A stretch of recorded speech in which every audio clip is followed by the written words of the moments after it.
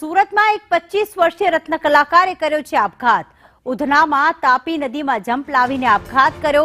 હીરા ઉદ્યોગમાં અત્યારે મંદી છે તેને લઈને કામ છૂટી ગયું હતું ને જેના જ કારણે તેણે આપઘાત કરી લીધો।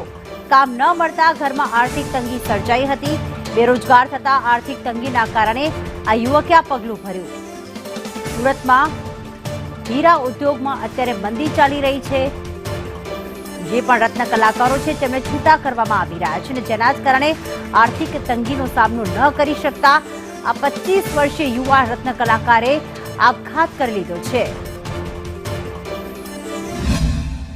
આમ એનું એક મહિના પહેલા દિવાળી પહેલા મહિના પહેલા જ બંધ થઈ ગયું હતું એનું ખાતું। પછી દિવાળી પછી મને મેનેજરને ફોન કરીને પૂછ્યું તો એને જણાવ્યું કે ભાઈ કામ નથી, તમે બીજો શોધી લો। એ શોધની તપાસમાં હતો। આર્થિક ઘરની પરિસ્થિતિ ખરાબ છે, એમની પપ્પાની પણ તબિયત નથી સારી, એના માટે એને પગલું આ લીધું। ઘરમાં કોણ કરી શકે હતું? બસ એક ભાઈ હતો, મમ્મી પપ્પા ને એક બેન છે।